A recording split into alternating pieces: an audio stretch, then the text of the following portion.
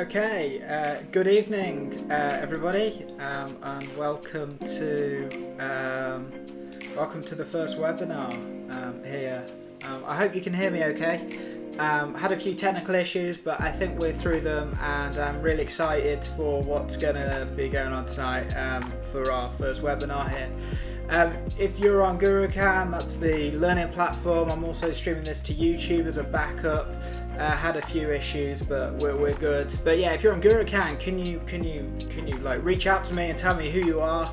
I know some of you, but I don't know all of you. And yeah, I'm gonna get started in a few seconds. Sorry if you can hear the dog in the background. I'm dog sitting as well, so you know it's all cool. We're gonna have a great time this evening. I'm just gonna take a quick drink of water, and then yeah, I'm gonna start if that's okay with everybody.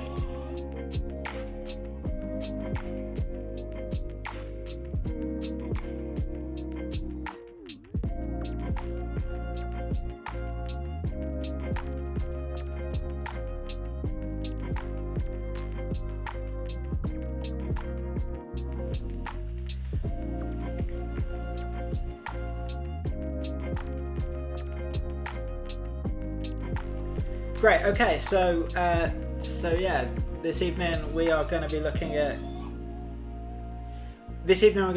Can you run tracks in Ableton Live Intro? Just let me sort this dog out for 1 second. I hadn't thought about this beforehand. My bad. 1 second.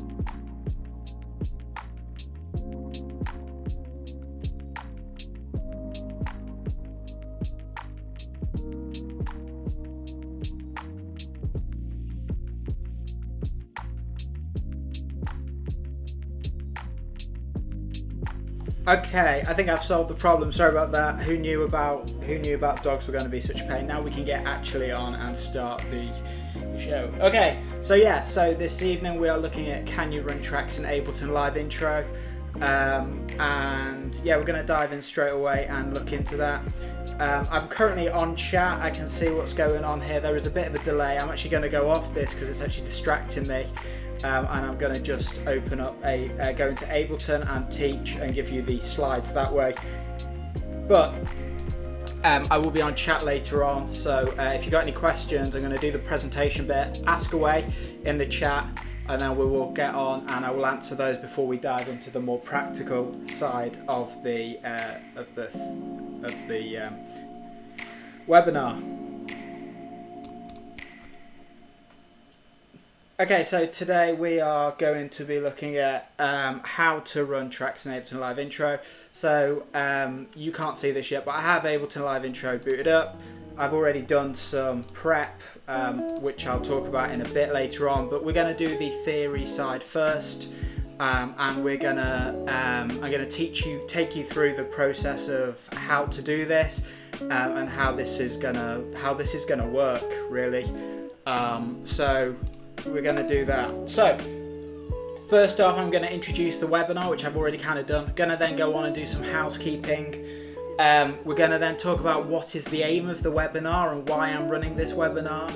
And then we're going to talk about understand the limitations and restrictions with Ableton Live Intro, and what some of the limitations are to compared to Standard or Suite. And I'm then going to talk about highlighting the chosen workflow that we're going to go with. I'm going to cut this to this. I'm going to skip this bit out, and I'm going to tell you we'll be working in arrangement view, but I'm going to explain my reason why, and then I'm going to be able to. Sorry, I totally forgot about the music. My apologies. Who even let the music run? Yeah, it's gone. Music's gone. I didn't even realise that. My apologies. There's a number of things going on right now which has gone kind of wrong, but we're back on track and we can start. Music's gone. You can hear me clearly. I'm going to unmute that so you can hear Ableton in a little while, and you can see me, and I think we're all good and ready to go.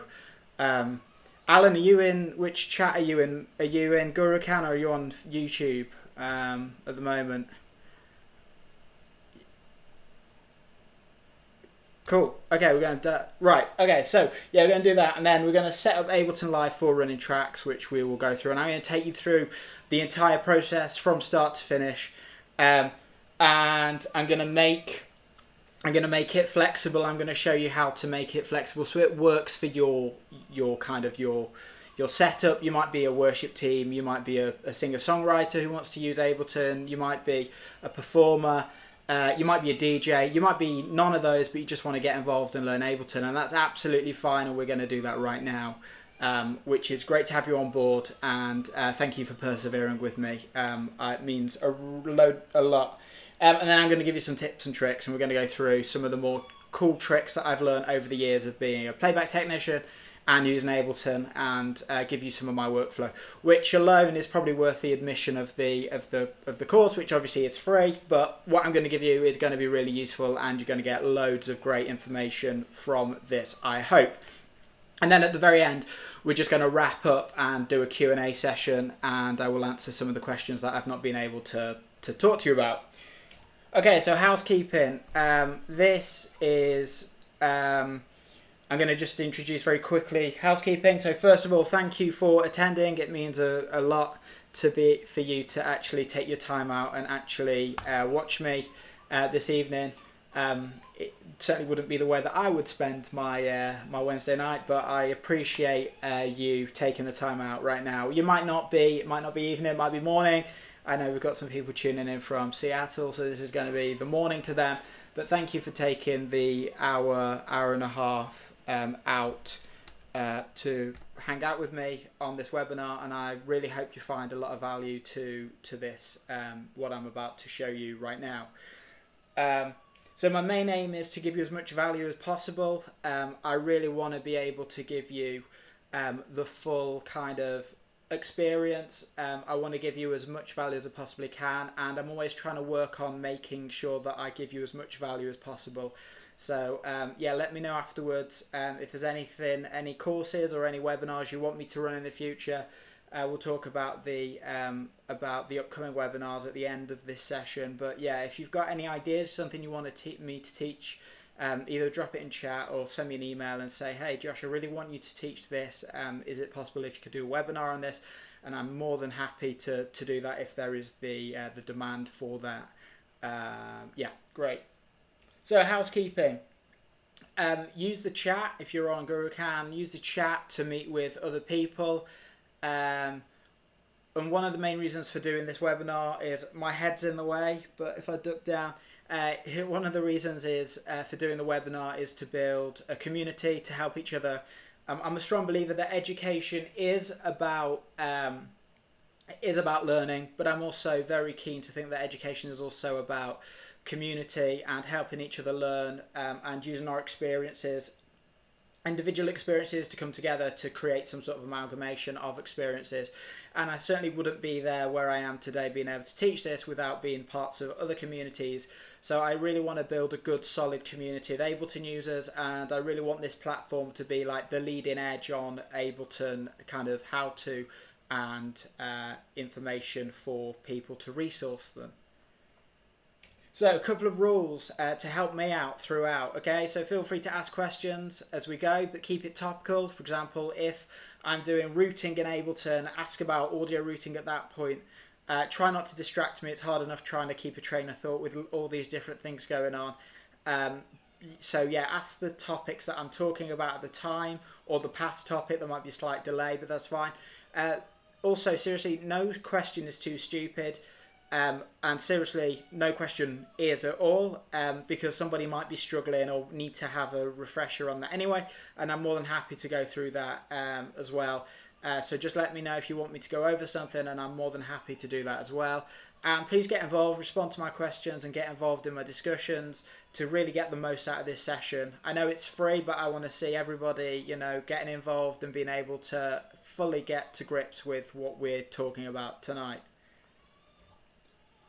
So, first off, who am I? Well, my name is, I'm Josh, and I'm an Ableton Live tutor and educator. My background, I've been using Ableton Live for over 10 years now. I started when I was 15 years old, and I'm now nearly 27, so that's actually nearly 12 years. I've been teaching Ableton professionally for the last 2 years, since the pandemic kind of did its thing. Well, the last year really, but I taught previous year. I'll talk about that in a second. But yeah, I've been privately teaching Ableton for the last year, And I'm currently teaching at Staffordshire University in the UK on the degree music technology program, where I teach Ableton and some of the other courses. So I know Ableton to a degree level and a pretty good standard. And I know it sounds a bit cliche, but Ableton has really changed my life. Ableton has given me the ability to travel the world and work internationally with artists, some who have won Grammys, in fact multiple Grammys, and provided Ableton support to them, and also worked in some of the most incredible venues all over the world, including Abbey Road Studios London, and working with the Tokyo Symphony Orchestra in Kawasaki City in Japan, to name a few.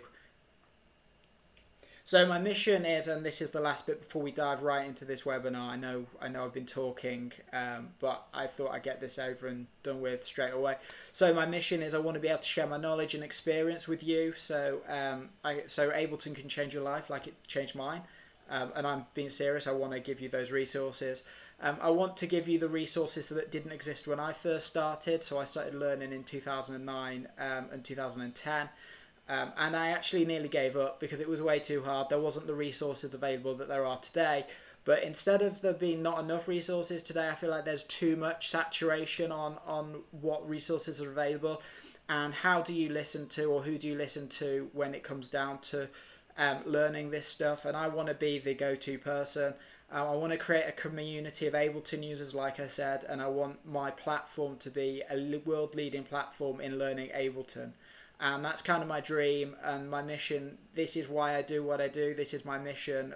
Right here, these three things are the reason why I'm sitting here right now, and I wanted to give you this knowledge and these resources to help you.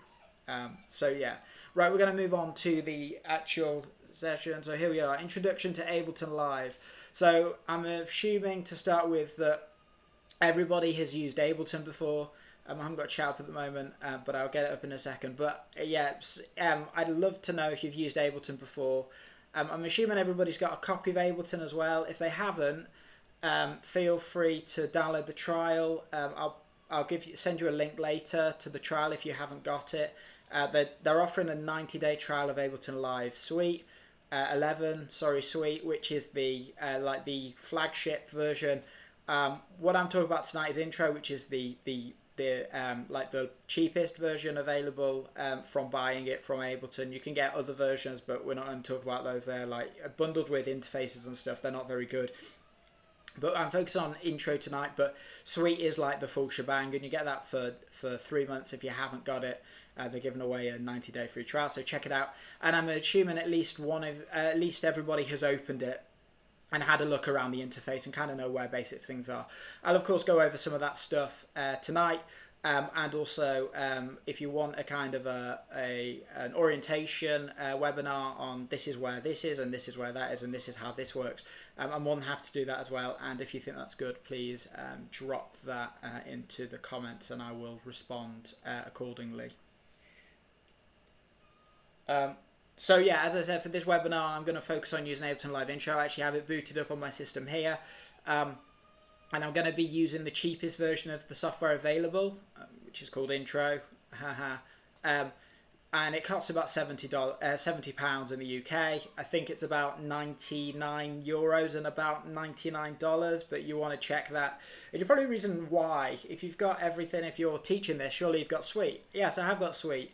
But my argument is why do I want to use Suite when I want to be able to give it to everybody, but also I want to prove that it's possible to do things in software that isn't the full flagship model. I believe that you can get as good a result with some workarounds, and we're going to talk about those in a minute, some workarounds with Intro, which is £70. And I think you can get professional results with that software. And you might be thinking, you're mad, Josh, why are you doing this? I honestly believe that if this was a guarantee and I was charging you for this, I would give you a money back guarantee and say the price of the course, let's go 150 quid, the price of the course, which is this webinar now, I'm going to teach you, the price of that, I would guarantee it back if you couldn't get professional sound out of Intro using it live. Because I'm that confident that it's possible. Luckily for me, it's free, so I don't have to give any money back. But I'm pretty confident that you can use intro in a live professional situation and you will get the results that you expect.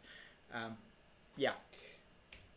So I want to show you, I just talked about that. I want to show you about the benchmark. Start isn't hundreds, but in fact tens of dollars or tens of pounds. And I don't need, you don't need a top end bit of software to achieve what your goal is using it live. And I'm just going to show you that the mindset change is all that you need in order to get started with intro. And I'm going to show you some of those workarounds as well. I've reworked my my knowledge of Ableton being a playback engineer using Suite, and I've re-engineered it in order to get it working in intro, and that's what we're going to do right now. Okay, so the first thing that we need to do, if you have Suite or Standard, you can use it by all means. I'm going to be using Live 10 intro because I don't have Live 11 yet. It's been a bit of a nightmare with systems. Lots of bugs. It's early software. It's only released earlier in this year. So I'm not on Live 11 yet, but I'm on Live 10 intro. But that means anybody, whether you're using 10 intro, Suite Standard, Live 11, intro, Suite Standard, you'll be able to open this session because it was made in Live 10 intro. You can open Live 10 sessions in Live 11, and you can also open different iterations of the software files. You obviously can't open a Suite project in intro, but you can open it going up. So if you've got Standard, you can open intro. If you've got Suite, you can open intro, and so on and so forth. Like so. Okay, cool. So I'm going to talk to you about the limitations and restrictions of live intro. There are 16 tracks available to you, whether that be in audio or MIDI, which is, restriction, but that's okay. I'm going to talk about how we're going to get around that in a few minutes. There are also 8 scenes in Live 10 and 16 scenes available in Live 11. Sorry about the dog barking. Somebody's just come in. I'm sure he'll stop in a second. 2 sends and return tracks are available, and 4 mono inputs and outputs are available in Live 10, and 8 mono inputs and outputs are available in Live 11. More restrictions are also there, but we're not going to bother about those because we don't really need to bother about them. All we need to worry about are the main ones above, like so. So first question is, do you think there's going to be any issue with any of those restrictions? Yes or no? And then in the chat, let me know which restrictions are going to cause a problem. And I'll be back in just a moment. I'll let you think about that. Pop your answers in chat and I'll come back and review it in literally like 2 minutes. I'm going to give you 2 minutes.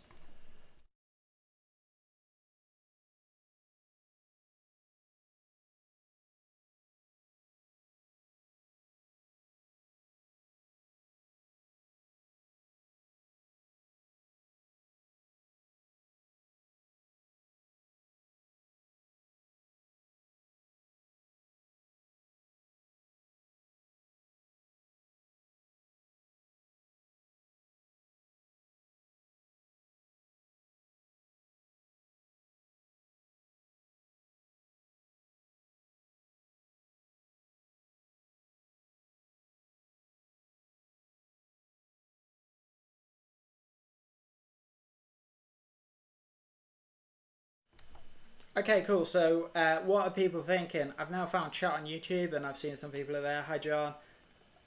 It's good to see you there. So yeah, what are people thinking? What are has anybody got any concerns about the restrictions? Is there anything that we're thinking, we need to be aware of? Yeah, what do we think? Are we thinking it's going to be all good? Is it going to be all swimming, or are we thinking there might be a few issues that we might need to rectify and solve before we get into it?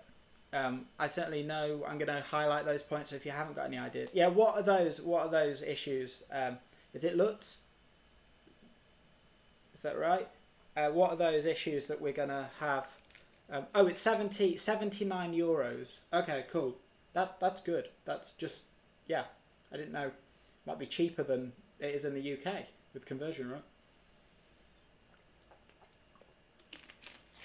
Sorry, I'm speaking a lot. Need to stay hydrated in order, to keep it high. Okay, great. So yeah, let's go through this, okay? So for me, I actually think there are no restrictions. We're going to work around all of them, which you could have probably kind of guessed by the way that the webinar's been laid out. We're going to change the mindset of how we approach this, and that's kind of the crucial thing. We're going to use techniques and strategies in order to work around those ideas and those restrictions in a different way. And I'm actually going to lay them out to you right now. I'm actually going to lay out the restrictions, and so you're able to see the workaround, because I think it's crucial that you get to see that. Okay, so we're going to run the tracks in arrangement view because there's no limitations on the timeline. The timeline is endless, so you can run for like hours and days if you wanted to, and you'd be fine. In session view, you're actually restricted to the amount of scenes you can have, which is really restrictive and means you wouldn't be able to kind of go about doing what you wanted to do the same way. So we're going to look at using timeline view instead, or arrangement view, which I'm going to show you in a few minutes. More than 16 tracks of audio, so if you've bought stems from somewhere, I don't know, I'm thinking of people certainly using this stuff in worship. Be aware of people like multitracks.com, or you might be given some stems from somebody who wants to use it. The way around that is to just do a thing called submixing, which I'll talk about in a little while as well. You might be aware of what submixing is, and you do a submix. So if you say you got a kick drum, a snare drum, hi-hats, toms and cymbals, submix it all down into one track called drums, and that's a workaround in order to get around that issue as well. Depending on the hardware and the version that you're using, so in Live 10 they actually introduced the ability to group tracks, which is really, really powerful. It means that you can group multiple tracks together and send them out to one output through one place instead of having to do multiple, which is really great. So depending on which version of Live you're using and what hardware you've got available, if you've got multiple outputs, or you've got 4 outputs available or 2 outputs available, which you wouldn't be able to necessarily do the grouping thing. But yeah, there's lots of potential for that. And again, that's something that I can talk about in a more in-depth way at some point about multiple outputs. Well, I'll talk about it today, but in more detail I could talk to you about it at some other point. Also, how complex? You might have spare channels. So if you've got spare channels, you can do stuff. Send MIDI cues to lighting desks, or send cues to visuals. Send a repeat bus. So you're able to use a MIDI note to trigger a internal control in Ableton to send back a note to basically replay the last bit that you played. So you've got flexibility when you perform to redo bits or move or skip forward or whatever. And you can also hook all this up to MIDI controllers. I have a launch pad right here, Innovation Launchpad. You can't see it. Let me get it. There you go. That's what I use for playback. I use that all the time. And yeah, you can see it's actually been taped out, so I don't hit the buttons that I don't need.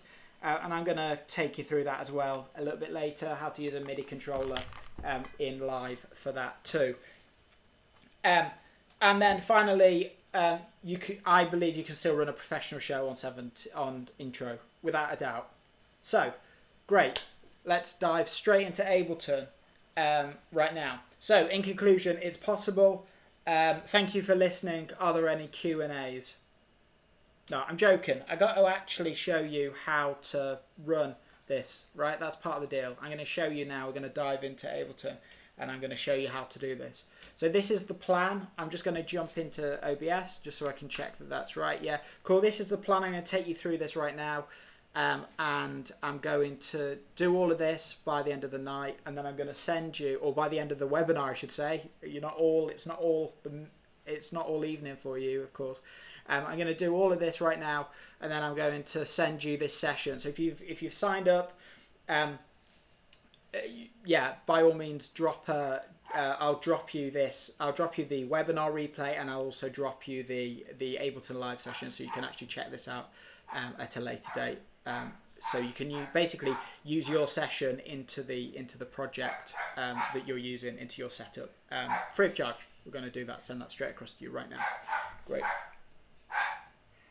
So let's dive straight into Ableton Live right now. Okay, cool. Here's my screen, which you don't actually need to see right now. It's a bit rookie. I'm actually going to jump out of chat at the moment. But write your questions as we go into chat, and I'll answer them. I'll keep popping back and answering them. But I'm going to dive right to Ableton and show you that right now. Okay, cool. So here's Ableton Live as we are. I'll prove to you that we're in intro, just if you thought we weren't. Yeah, there we are, live 10 intro. So I'm actually restricted to. I'll show you the restrictions first, actually. So if I make a new track, and I'll duplicate it out to 16. There you go. Number of tracks limited is 16, so we are actually limited. I'm not like using some version and not telling you about it. The other thing I've done here is I've actually dragged in stems and done the beat and the time alignment. I'm going to just play some audio now and tell me if it's too loud or too quiet for you. I haven't checked this. I didn't get time to check it. So yeah, I'm going to use my ears. Let me know. I'll be checking YouTube chat.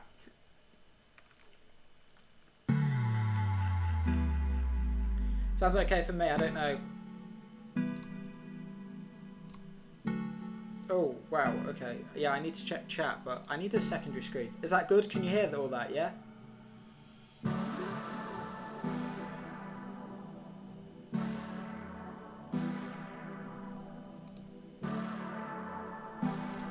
It's pretty good. I need a secondary screen desperately. But I'll get one. Next week I'll get one. Great, it's okay. Okay, cool, thanks for that. Okay, so here we go. Here's Ableton Live. So what I've done is I've got stems. So you'll see here I've got drums. Okay, there's drums, bass, instruments. So that's everything out other than the. And then there's the melody. In some cases, the melody is actually vocal. Why you not hitting me back? Please just pick up. Don't wanna go to. So cool. So we got this set up right. I'm going to show you very quickly how to drag tracks into Ableton as well, because I would be doing myself a disservice if I didn't show you how to do that. So all you do is you open your folder. It'd be Finder or what's it called? File browser in Windows. I can't quite remember. I should know because I have one. File Explorer, I think. File Explorer. Yeah. Find your stems and drag them in. And then all you do is I've created a folder here. I can show you how to do this at a later point, but basically all you have to do is drag these into your session. So you just basically drag and drop, and you can then go through individually and drop the individual tracks onto here. Again, I can do stuff on kind of setting all this up in Ableton, and then you obviously turn warp off, and then all the tracks become the same length, and then you get that, and so on and so forth. I've already loaded in 3 tracks that we're going to use for tonight, for this evening's for this webinar. So yeah, we're gonna use those. Okay, cool. So here we are. So we've got these tracks loaded in right now, and I'm gonna firstly. I'm just going to do this for the sake of my workflow. It's just something that I do just so I don't overwrite the tracks. Basically, I just turn the input off. It's just something that I've always done. I don't know why. It just seems to be habit. So the first thing I'm going to do is I'm going to actually go in and now rename these tracks, because I'm a big advocate for making sure that you've got the right tracks in the right place and that they line up properly with everything that you're doing. So all I'm going to do here is I'm going to go to Instrument, and I'm just going to name these tracks very quickly, which I could have probably done beforehand, but I wanted to show you. And then I color code. So I've got my own system, green for guitars, pink for bass. Instruments in this case are going to be yellow, and melody I'm going to put in as light blue. And then I'm going to copy and paste these across, melody, and I'm going to colour the tracks in the actual tracks themselves with the same colour as the channel, or the clips if we're talking about Ableton. And we're going to do the same with drums. Okay, cool. So we've got this set up. This is looking pretty good so far. I'm pretty happy. I'm just going to make them a little bit clearer, because I don't want them to flow into each other. So I've left 8-bar gap between. So that ends, and then there's 8 bars till that. So we've got that set up and that's working well. What I want to do now is I actually want to select all these tracks. I'm on Windows, by the way, so I just pressed Shift. I believe if you're on Mac, you can press Shift as well, and that'll do the same thing. I'm going to hit Control G or Command G if you're on Mac, and that's created a group track. You'll see that track's what I was talking about earlier. That track, this allows me to, I've only got a sound card, by the way, that's got 2 outputs, but basically in theory I'd be able to go to external out and then route them to the outputs that I wanted them to go to. So with the restriction that I've got, I've only got 4 mono tracks, 4 mono outputs available to me if I have the hardware capable. I have a Sapphire Pro 24 that I use for that. It's got 6 outs, but for that I would then send those out down 2 channels, for example. Then I'd send a click in the, say, so these would go out 3 and 4, and then I'd have click in 1 and my cues in 2 or something, for example. So I've just grouped those tracks up, and now I'm going to collapse those down because they're all working and they're all in time. Let me just play from the beginning to double check that that is correct, but they look like they are because all of them line up and they all look in time by looking at the waveform, but I will just double check that very quickly.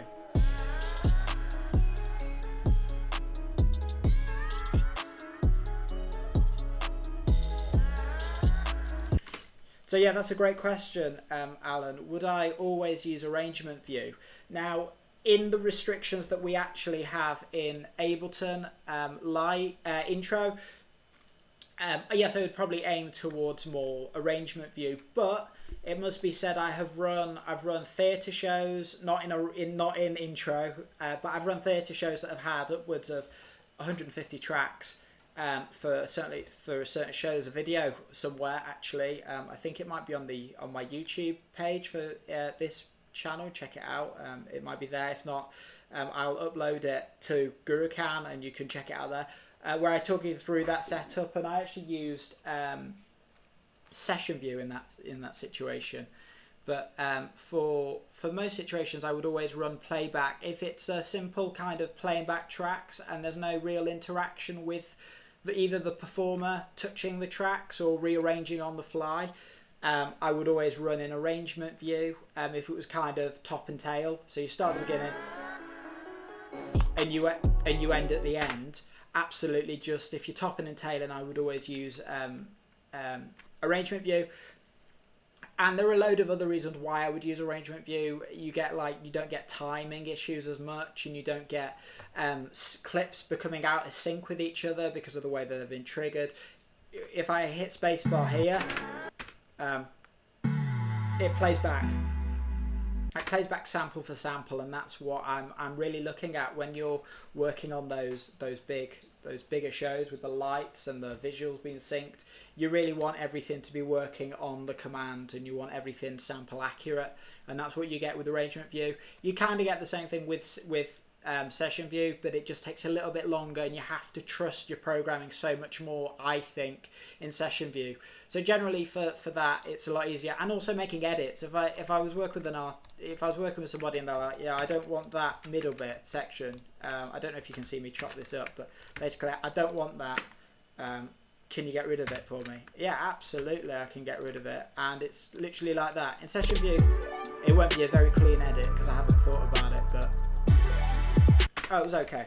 It's not my best, but it does the job. Yeah, it's a lot easier to do like edits as well when you need to on the fly, because you can literally select it. In session view, you'd have to break it down and then probably make a break and add a new scene in below and stuff. So yeah, generally I would work in arrangement view. That's quite a long-winded way of saying, yeah, I generally just work in arrangement view. Is there any easy way to start at the beginning of the track instead of using the mouse and clicking right? Yeah, okay, great question. That's absolutely, yeah, that is a good question. Yeah, double hit the stop button. Did you see that? So like, yeah, so play head stop there, but okay, I need to actually move the playhead. There you go. Why is it not doing it for me right now? It's because it knows I've got people watching. There you go. So I've moved the playhead. I had to click on the clip, not the actual title bar. So yeah, so do that, right? So it's starting from that beat. If you double click, it goes back to stop. So I'm just double clicking stop, basically, John. That's what I'm doing. Does that make sense? You can also, what I would do as well, so this is a good point. So next thing I need to do is do markers. So I'm going to drop markers in here. So I'm just going to call this track 2. How original. This is track 3. I know. Levels all right. Video okay. I just want to know these things for future. So yeah, you drop these markers in here, and then you can use markers to navigate as well. So if you always want to start it on track 2, for example, in this situation, or it's a loop or whatever, it will always now play there because you've set the marker point, the playhead from that marker point. If I do it here,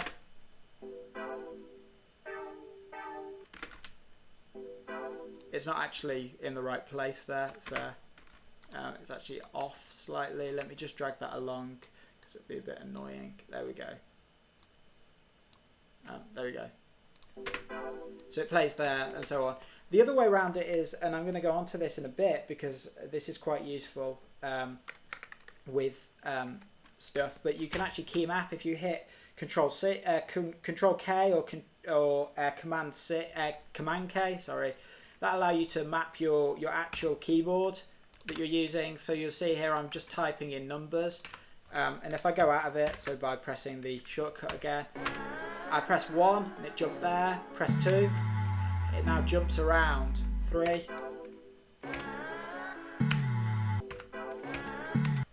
Yeah, I've also turned global off because if I leave global on, it actually waits a bar before it allows me to trigger anything. You'll see it flash.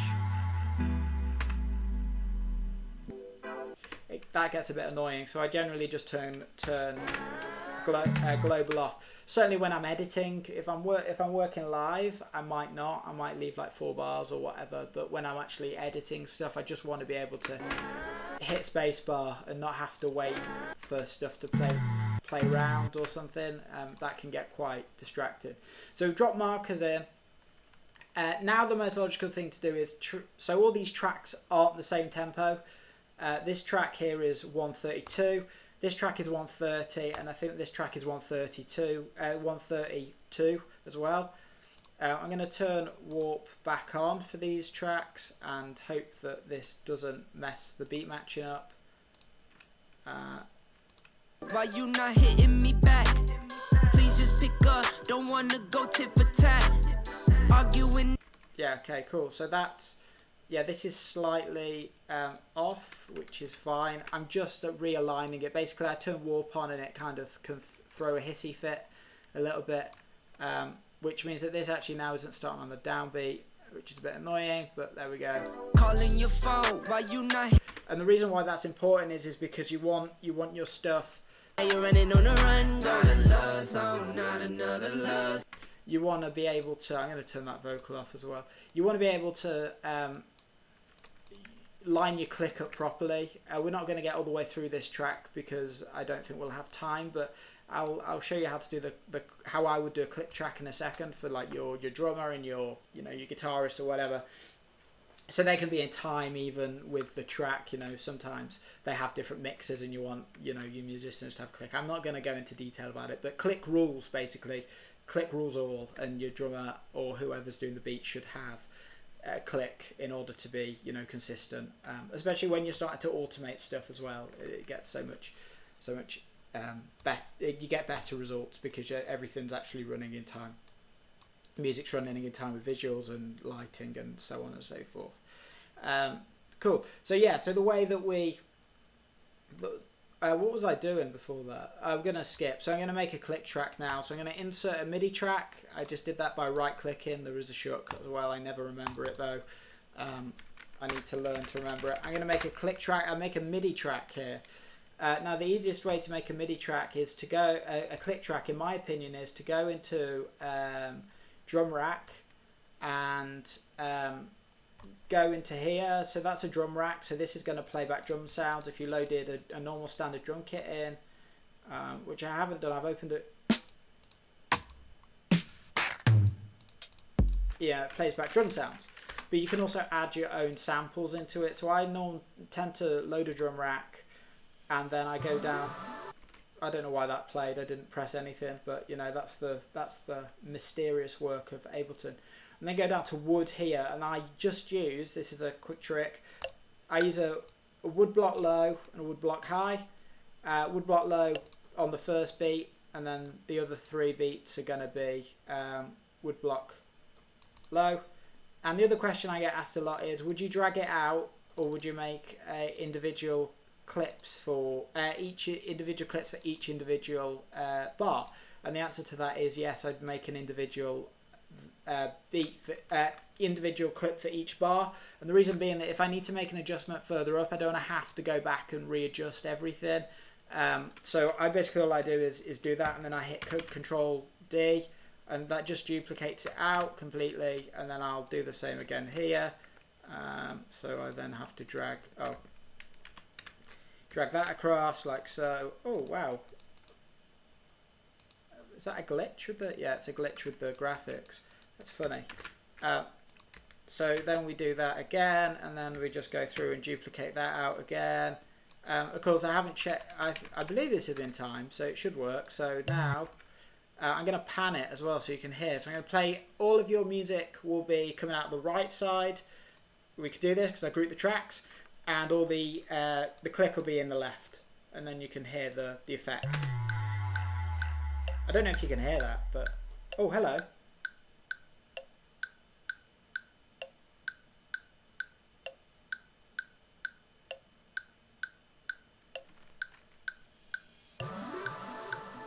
You can probably hear now that in the left. I don't know if you get mono over YouTube, but if you've got headphones on, you'll be able to hear this definitely back on the actual video, the replay.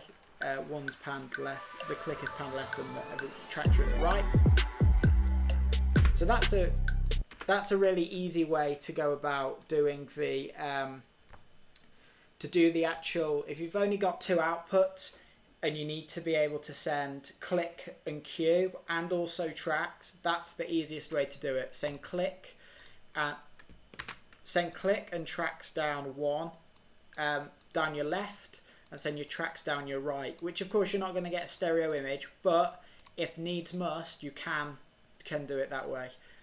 So we've worked on the click, and that would normally go in this situation. If I was using only 4 outputs, I'd stick that out my input 1, and then I'd have a guide track, which in some cases sometimes isn't audio track. It might be a MIDI track, but that's a different conversation to have. I sometimes chop the guide up into a drum rack and trigger it like I did the click track. That would become 2, so there'd be a guide track in there, and then tracks becomes 3 and 4, like so. Cool.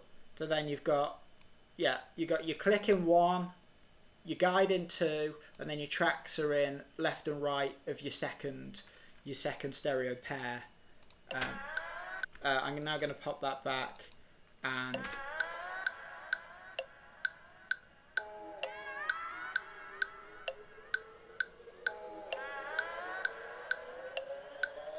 okay, cool. So the next thing I want to do is I want to actually move this track here back a little bit, because I want to be able to have a count in. Your band aren't going to be starting on directly on beat bar 1. In fact, I always try and start 17 bars in or 32 bars in for that reason.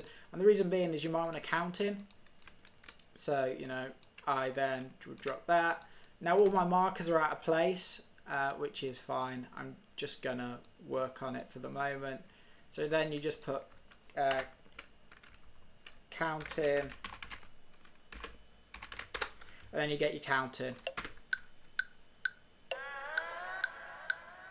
or whatever you decide to do, like that.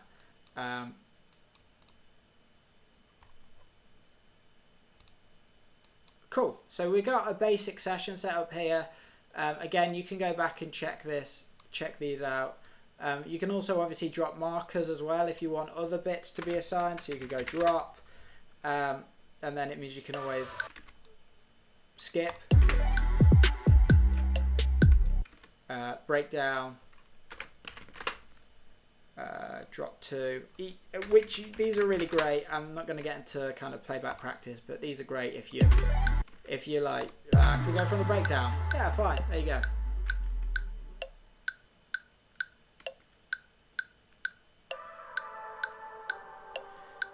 Or they're like, great, breakdown's great, can you go from the first drop, yeah? And so on and so forth. Okay, so we've done that. So we've done the click track to guides, we've done session management, we've grouped those tracks together, we've coloured them in correctly, we've labelled them correctly.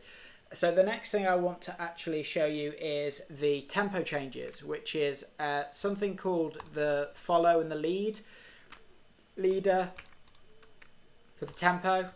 So what I'm doing here is I'm creating an audio track, and it has to be an audio track for this. I can explain this in more detail to you as we go as well. Basically, what I'm going to do is I'm going to take the drum tracks of all these tracks, drag them up, and not open my windows, and I'm basically going to duplicate them. Is essentially what I'm getting to right here. So I duplicated these.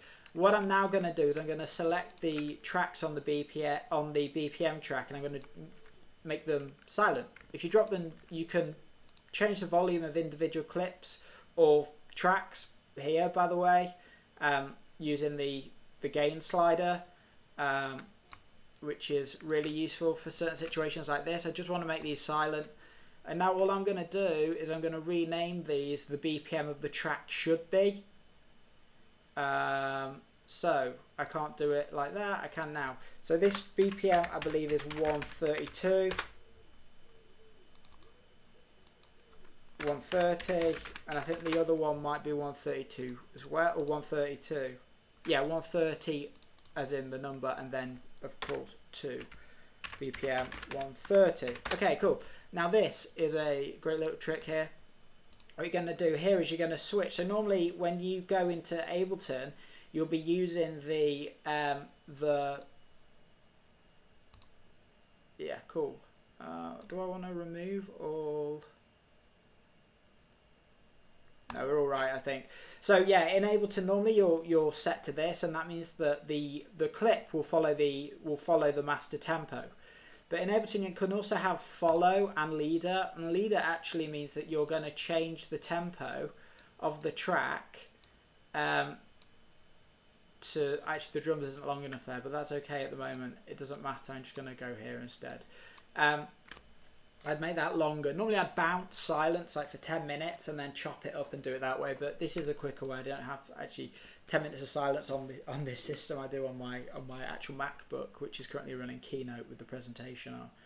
So yeah, so basically what you're going to do is you're going to use this track here, which is going to give Ableton the master tempo, the tempo information. So you'll see here that this is dialed in at 120 now, because I double clicked it. That cleared it to 120, but basically if I now go here and go back and press here, it'll skip. Did you see that change?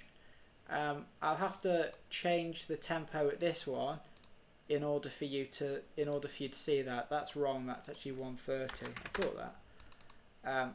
So if I hit leader here, the tempo and I change. So watch. So okay, yeah, cool. And then if I press 2, the tempo jumped to 130. Can you see that? Back to 132. 130. Now you're thinking, what's the point of that? Well, it means that your tempo track, which is down here, if you press A, that opens your automations. You're actually just doing the mapping here instead of having a messy tempo track. Because if you had lots of different tempos, it would be all over the shop. And this basically just is a lot neater, a lot tidier.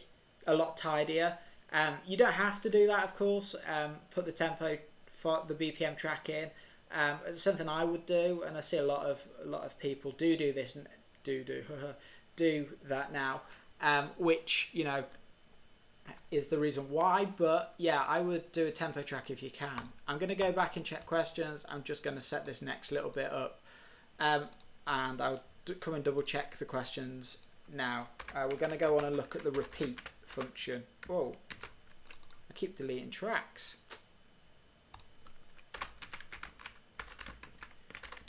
Some people might know about this. This is quite well known in certain circles. I'm just going to pop back and see. Let's check out the feed. Good chat about the woodblock. Cool. No questions. Anybody got any questions? I'm just in chat. You probably see right now that I'm in chat. Just wondering, anyone got any questions about anything that I've done so far at all?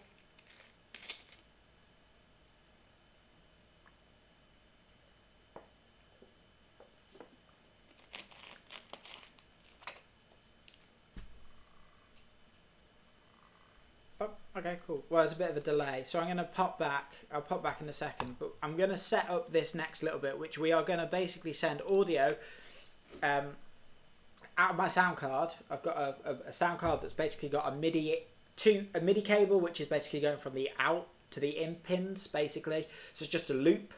I'm going to make a video on this in more detail, but basically what we're going to use is we're going to set up some markers here. And then we're going to basically tell Ableton, using my sound card, we're going to use Ableton as a MIDI controller, basically. So, this gets a little bit complicated, and I will show you how it works as best as I can, but I will make you a more in-depth video at some point. So what I do is I basically use a MIDI, I create a blank MIDI clip, and then I draw in a MIDI note, okay? In this situation, I'm going to go down to C-2. I use all the hidden stuff that I use goes out of channel 16, and that's just a workflow thing that I've done for many years. Okay, what I'm now going to do, you're like, what's Josh doing? I'm basically sending output to my output, and you'll see now that because I selected my interface, it's a Studio 24C MIDI output here. I'm sending this output to Ableton. What I'm going to do though is turn my input off so I don't get input coming back into my device. I'm like rushing through this because I'm aware of the time and it's a bit complicated. I will go over this. If you want to learn how to do this, reach out to me and I'll give you a session on this privately because it's really useful. It'd be known that the Mac version you can use the IAC driver. In Windows there's not so many ways of being able to run the IAC driver or any internal MIDI, so you have to use an external sound card. But this is a really great hack. This is like unlocking the keys to Pandora's box because the actual possibilities are amazing. I'm actually going to rename this repeat just to be just so I can remember what's going on. So I'm going to go down. You have to zoom in to rename something if you can't see it. Ableton's a bit weird like that. I don't know why. Going to call this repeat MIDI. Okay. And what I'm going to do now is I'm going to map this here to the I'm going to map this button here, this note, to that button here, which is the last marker note. Okay, so I'm going to hit play. So I've checked that it's in a loop. So when I hit play in the loop, the first note is sent through. You can see that those lights lighting up tell me the MIDI note's coming through, and then I'm going to route that. I'm going to map that note using the bus to that button, which is the last marker. Okay, so I'll do that by hitting Control M or Command M and clicking on the actual parameter and then pressing play, and then that maps that. So you'll see here that note that I did, C-2 at channel 16, which I explained, is going to the previous locator. Okay, so that means that we can now play and it will go back and play. Is that a bar? Yeah, that's a bar. So what'll happen now is it'll go back to this part. It'll go back to the drop. So there you go. And now it's not looping. Let me take that off. You might think it's looping. It's not. It's using this MIDI note assigned.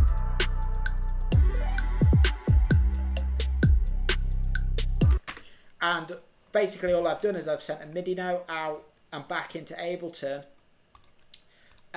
in order to allow you to control that functionality. And you can obviously do that as well. And you're probably thinking, but that's great, you're now in an endless loop. Well, no, if you mute this track, it'll carry on playing.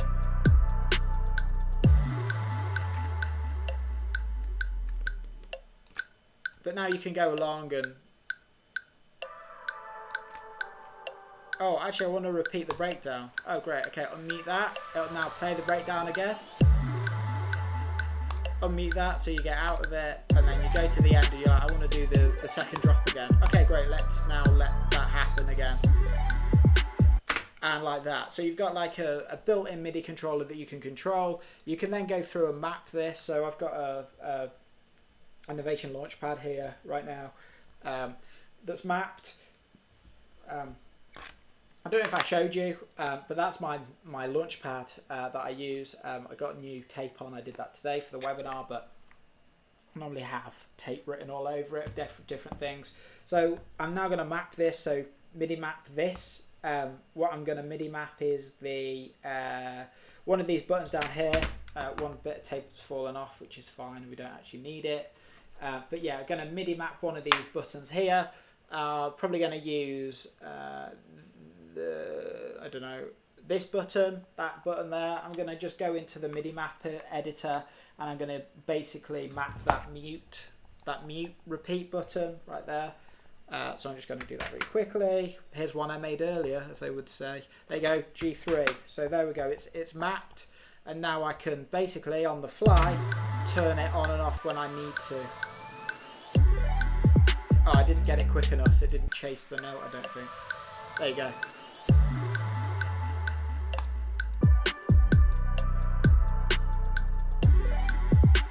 Or not in that case, so I've unmuted that. I just want to go to the breakdown. But I've now got that flexibility that I can do that because I've gone through the time of mapping it. So if I need to go back and do anything, I can do that.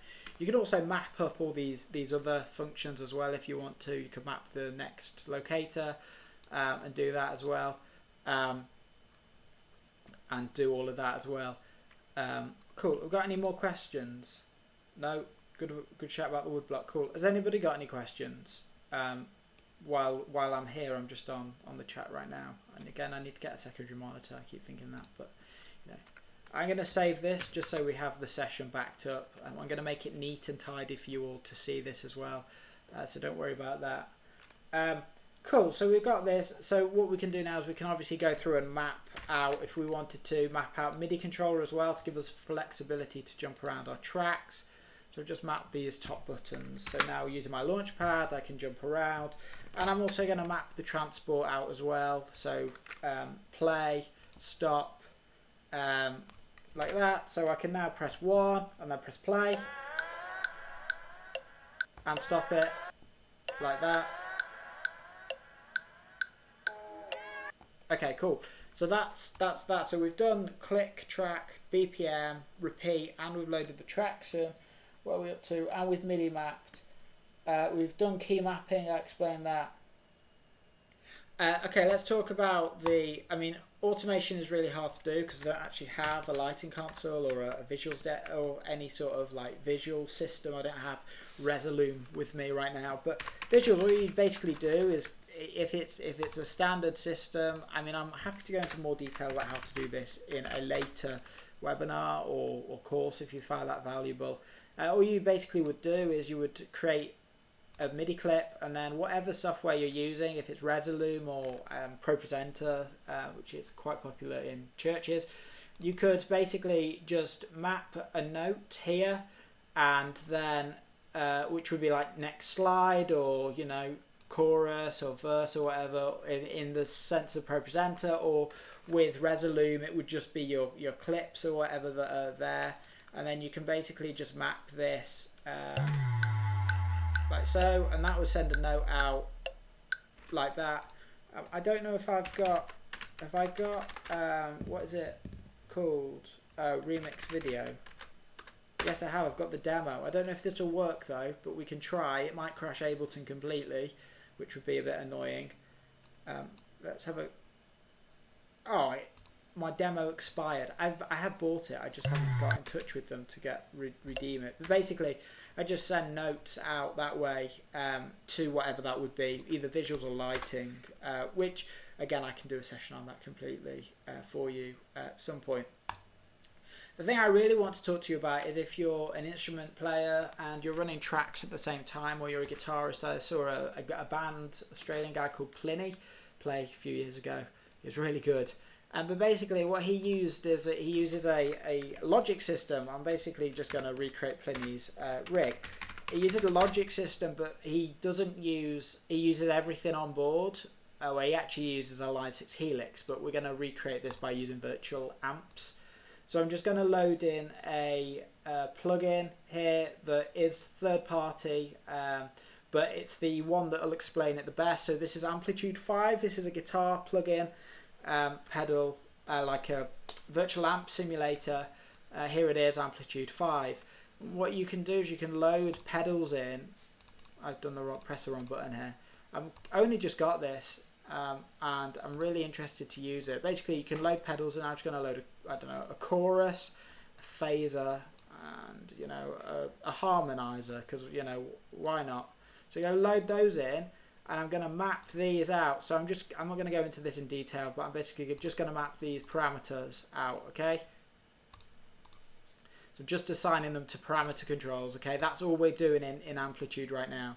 So if I press A and then go into the automation section, if I now go down to parameter 1, I can now turn off, it works backwards funnily enough, I can now turn off whatever pedal was assigned to parameter 1, what was that, a chorus? Turn the chorus off. It needs to be more of a sudden kind of point. So these pedals will work on a simple 0, 1 off kind of thing.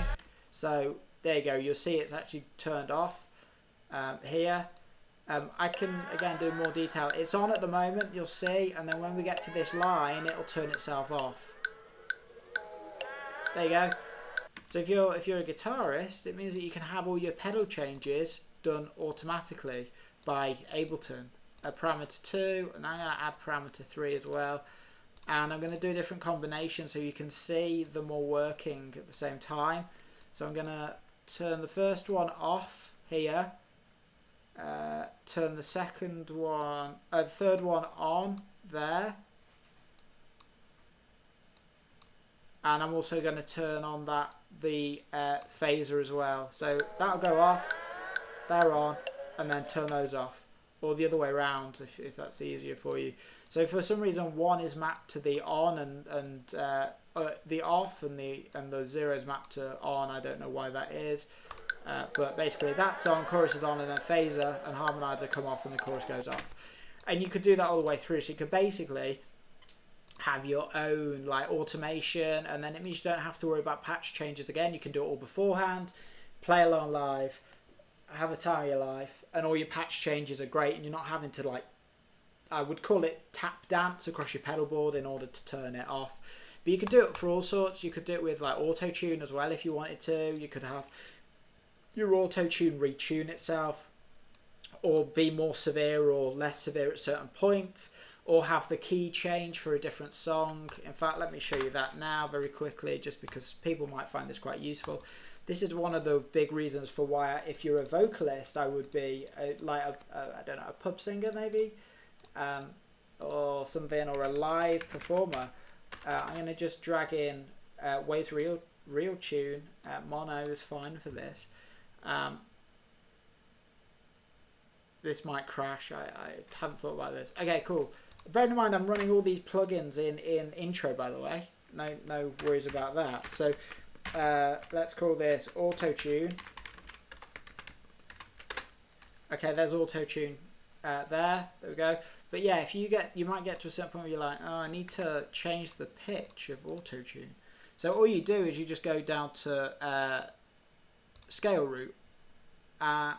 Scale root, is that right? What's that popping up as? Is that right? Yeah, scale root. So yeah, it's a bit clunky because you got to actually work out the decimal point. It's a bit weird. I don't know why that is. I should probably learn. learn how it works. There's obviously a mapping as well for it, but what you'll do is I'll just very quickly do this. So basically I'll change the root note. If I play it from here, you'll see it's D, E. It'll go to F, I guess, in a second if I've got this right, or higher, it might be G. Yeah, and you can change the tempo, so your auto tune is always in time with is always in tune, sorry, with your session as well. Again, that's something that I've done in the past, and it's really flexible and allows you lots of really flexibility.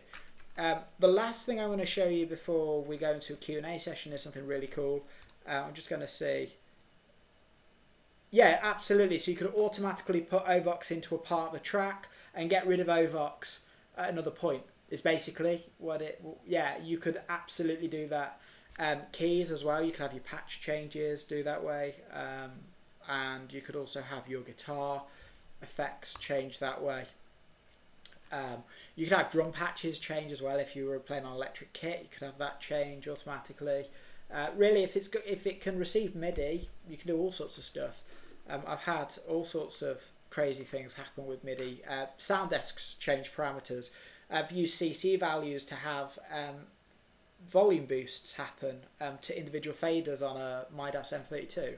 I've had channels be muted, so you press a mute button on a desk and it automatically mutes the channel in Ableton and all of that sort of stuff. Like the potential is quite huge actually for that sort of stuff. So the last thing I want to show you about here is there's a Waves plugin here. Again, I'm a big sucker for Waves plugins until they tell me do I need to update. It's a plugin called Vitamin, and this is like a super enhancer. It's like $30 at the moment. I've got an offer on. Waves always have an offer, but basically what this does is you can enhance.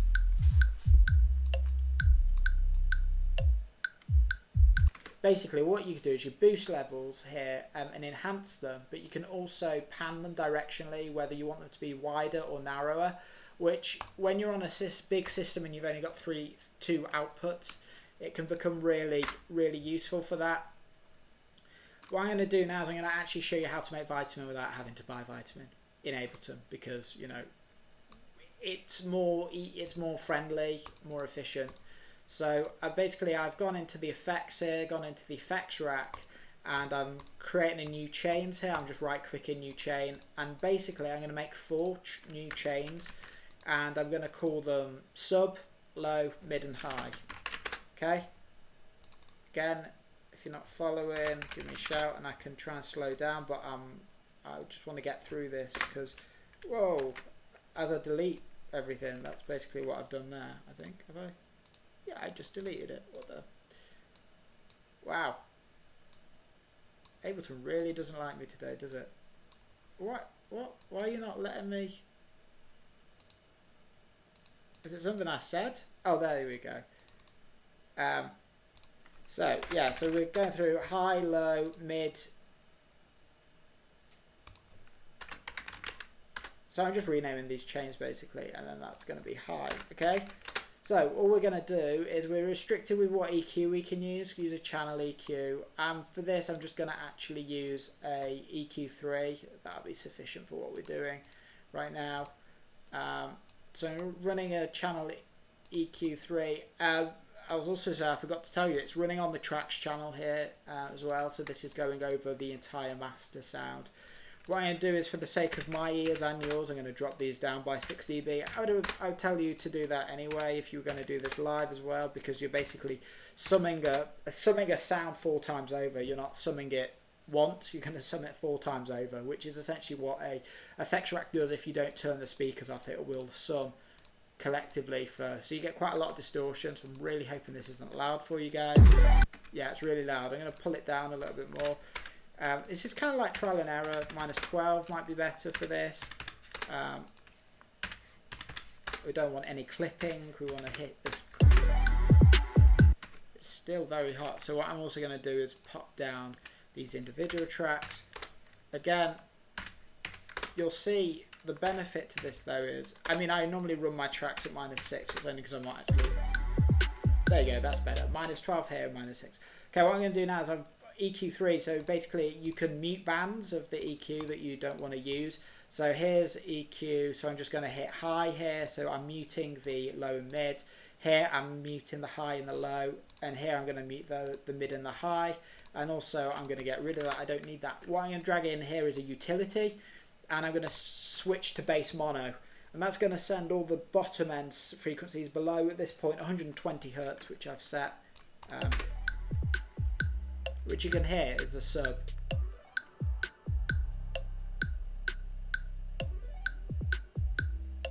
Oh yeah, if I do that. Haha. And of course the click's coming through because it's on separate output. So all the sub information is going to go out of the low.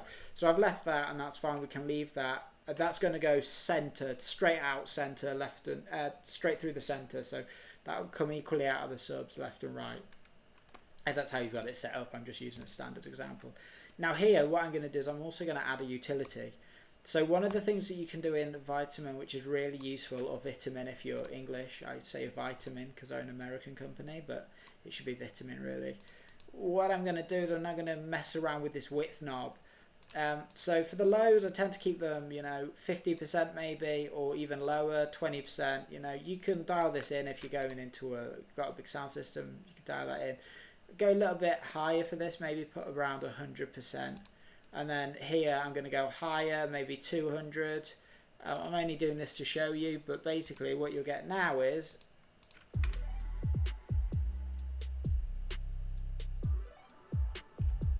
probably need to boost the overall level as well. I'm going to do that by just chucking a compressor on here.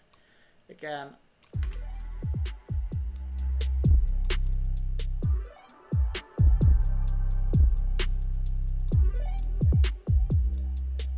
yeah, what you'll hear is if I solo those, this will sound wider, a little bit narrower, right, and then you get mono, or no, not nearly, and then this is completely. So for the effect together, you get this kind of thing, and then the highs are out wide, and that allows you to kind of create the space within the mix without being able to mix individual stems. You can basically just do kind of do that thing using Vitamin and do it that way. So I'm going to save that. You'll actually get that as a plugin. I've built that in front of you, but I'm going to give you that so you can experiment using that in your own sessions as well. And I'm going to get rid of that compressor though, because you won't want to do that. You just want to boost the level of the tracks, or use the gain on the individual channels as well, and do it that way. So I think that's all that I have to say Ableton wise. I just want to open the floor out for a Q&A session before I wrap up really. Has anybody got any questions they want to ask about anything I've talked about, anything I haven't gone over, or anything that you want me to go back and just go over again? Yeah, I'm just going to give you a few moments to write a question if you've got any. If you haven't got any questions or it's short, I'm then just going to wrap up. I've got a few things.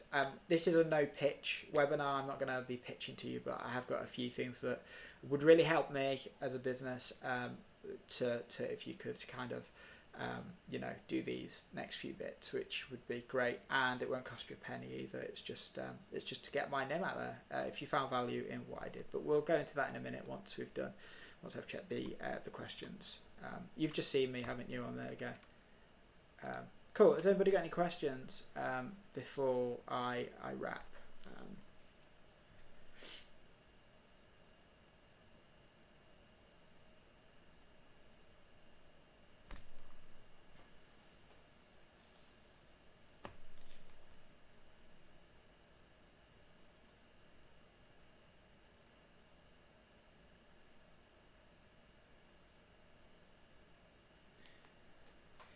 Not a problem, John. really great. Is there anything anybody wants to know or anything?